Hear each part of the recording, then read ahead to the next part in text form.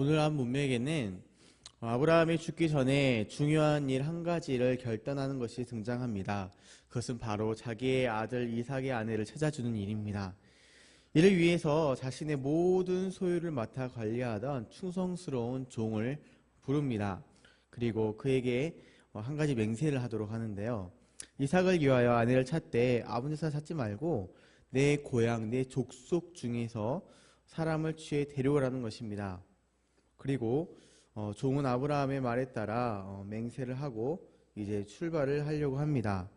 이 종이 만약에 창세기 15장에 하나님이 아브라함에게 나타나셨을 때에 아브라함이 이야기하였던 아브라함의 유업을 이을 뻔한 충성된 종인 엘리에셀이었다라고 하면 대부분 학자들이 그렇게 생각을 하는데요. 나이가 굉장히 많았을 것이라고 생각을 합니다.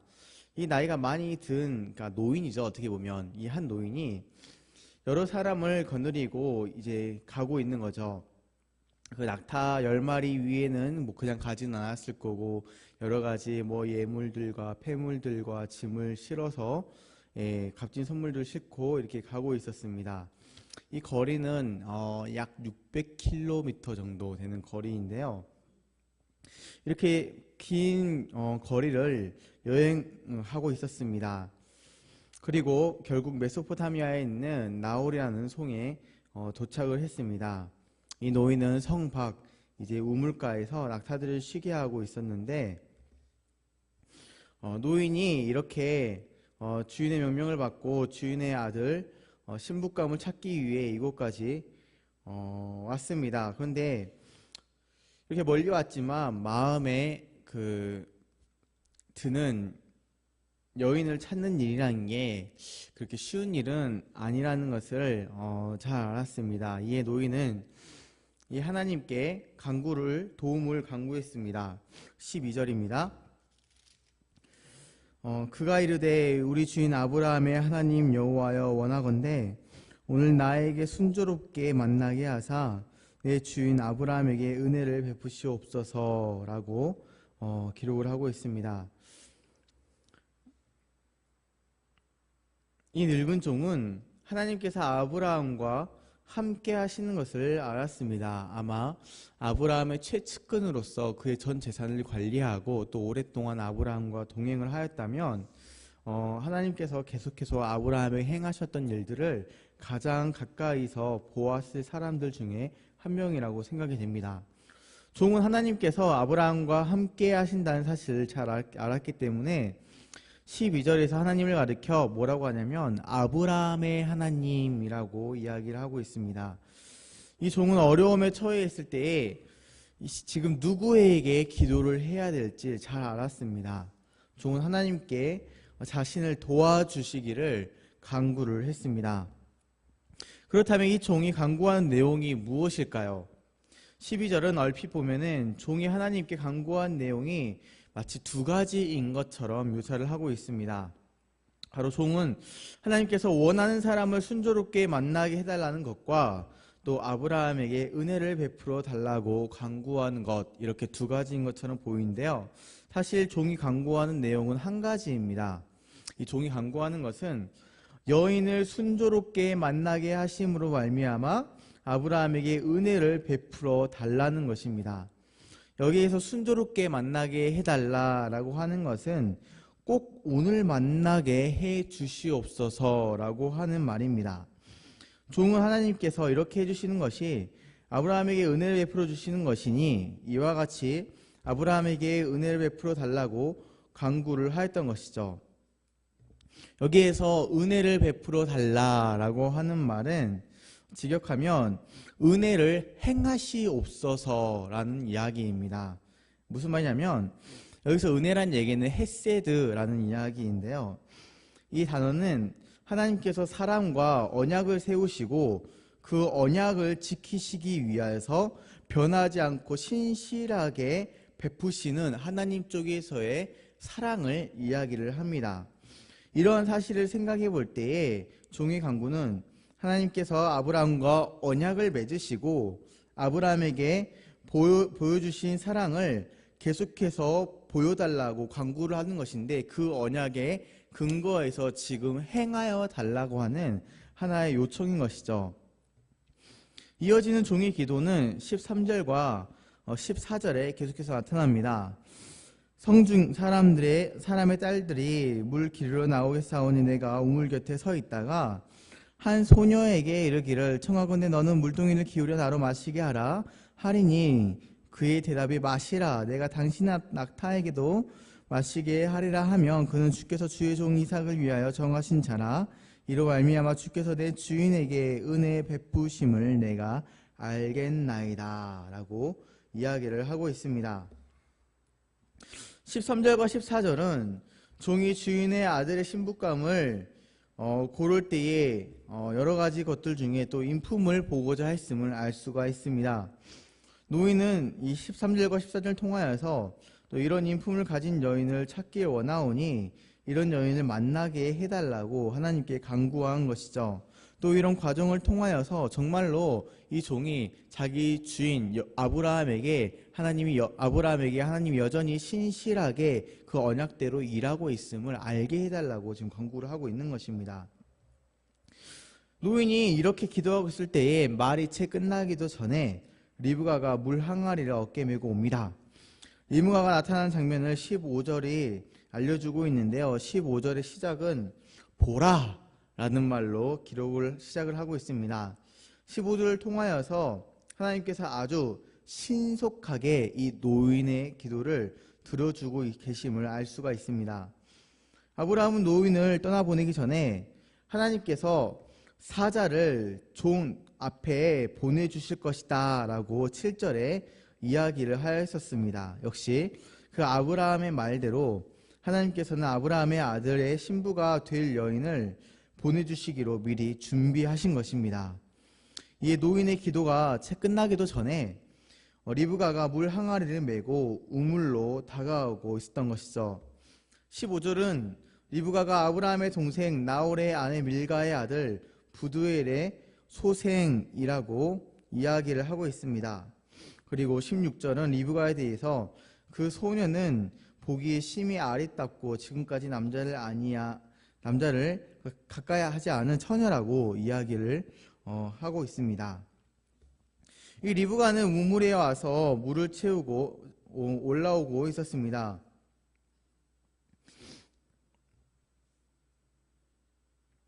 그러자 이 종이 이제 이게 마주 달려갔습니다. 종은 리브가에게 청하건대 내 물동이의 물을 내게 조금 마시게 하라고 17절에 요구를 하고 있습니다. 그러자 여인은 급히 물 항아리를 손에서 내려 마시게 했습니다. 그리고 19절 20절에 보면은 종이 마시기를 다하자 낙타들도 물을 길어 마시게 하겠다고 말하고 이 낙타들이 마실 물을 길었습니다. 일반적으로 낙타 한 마리가 그 먹는 물의 양이 한 100리터 정도 된다고 합니다. 근데 지금 아브라함이 아니죠. 이 종이 데려온 낙타가 10마리라는 기록을 우리가 기억해 볼 때에 아마 낙타가 100리터씩 이렇게 꾸준히 채워서 먹었다면 한 1톤 정도의 물을 이 여인이 지금 길어다 주고 있는 것입니다. 이 종은 묵묵히 이 리브가가 하는 행동을 주목하여 보았습니다. 굉장히 오래 걸렸겠죠.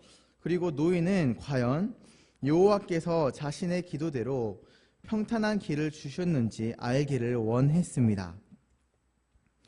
그리고 이 종은 낙타가 물을 다 마시고 나자 반세겔 무게의 금 코골이와 또 금코리 한 개와 13개일 무게의 금 솜 목걸이 한 쌍을 이제 이 리브가에게 주면서 네가 누구의 딸이냐 청하건대 내게 말해라. 내 아버지 집이 우리가 유숙할 곳이 있느냐? 라고 22절, 23절에 물어보았습니다. 여기에서 금 반세겔은 약 금 한 5.5g에서 6g 정도를 이야기를 한다고 합니다. 또 금 13개는 그러니까 한 금 30돈 정도에 해당하는 분량이죠. 그래서 요즘 시세로 쳐도 그렇게 작은 돈 아니죠. 한 돈에 약 요즘에 16만 원 정도 하니까 오늘날로 치면은 이 자신과 낙타들에게 물을 길어다 줬다고 우리나라 돈 가치로 하면 약 500만 원 정도를 그냥 준 것입니다. 그 자리에서. 그러니까 물론 이게 큰 정말 힘든 일을 했지만 또 힘든 일을 한 것에 비해서 또 납득하기 어려운 굉장히 큰 선물을 준 거죠. 종은 리브가에게 아주 큰 선물을 한 거죠. 그리고 종의 질문을 받은 리브가는 종에게 나는 밀가가 나홀에게 낳은 아들 부두엘의 딸입니다 라고 이야기를 합니다. 사실 이 금을 줄 때까지만 해도 이 종은 이 여인이 누구의 자손인지 알지를 못했습니다. 하나님께서는 종의 간구대로 이 종을 평탄케 하사 종의 주인의 아들의 신부감을 순조롭게 이렇게 만나게 하신 것이죠. 하나님께서 자기 백성을 평탄하게 하신다는 사실은 요셉을 통하여서도 알 수가 있습니다. 요셉은 애굽의 시위대장의 집에 종으로 팔려갔습니다. 또 요셉은 그곳에서 열심히 일했지만 그 주인의 아내 유혹을 뿌리친 일로 인하여서 미움을 사가지고 감옥에 갇히게 되었습니다. 하지만 성경은 이 요셉의 삶을 형통하게 하나님께서 하셨다고 기록을 하고 있습니다. 여기에서 형통하게 한다는 얘기는 하나님께서 하나님의 뜻대로 이끌어 가신다라는 말입니다. 하나님께서 요셉을 형통하게 하신 결과 요셉은 감옥에서 나와서 애굽의 총리가 되었습니다. 또 이러한 예는 요나에서도 찾아볼 수가 있습니다. 요나는 하나님의 명령을 거역하고 도망쳤지만 또 그래서 선원들에 의해 바다에 던져졌지만 하나님께서는 바다에 빠진 요나를 물고기를 통해 건지시고 요나로 하여금 니느웨 성에 가서 하나님의 명령을 전하도록 하셨습니다. 하나님께서는 이처럼 노인의 기도에도 응답하셔서 이 노인을 형통하게 하신 것입니다. 하나님께서는 노인의 기도를 들어주실 뿐만 아니라 아주 풍성하게 응답하셨습니다. 하나님께서 종의 간구에 얼마나 풍성하게 응답하셨는지가 또 25절을 통하여서 분명하게 나타납니다.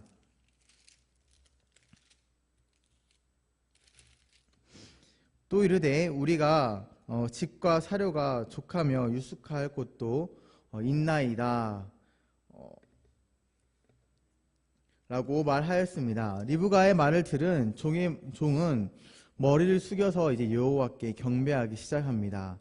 그리고 하는 말이 이르되 나의 주인 아브라함의 하나님 여호와를 찬송하나이다. 나의 주인에게 주의 사랑과 성실을 그치지 아니하셨사오며 여호와께서 그래서 나를 인도하사 내 주인의 동생 집에 이르게 하셨나이다 하니라 라고 하면서 하나님께 경배를 합니다. 종은 하나님께서 자신을 어떻게 형통하게 하셨으며 또 자신의 기도에 어떻게 풍성하게 응답하고 계신지를 깨달을 수가 있었던 것입니다. 그렇다면 우리가 본문을 통하여서 우리가 배울 수 있는 사실, 또 하나님께서 우리에게 말씀하시는 내용은 무엇이겠습니까?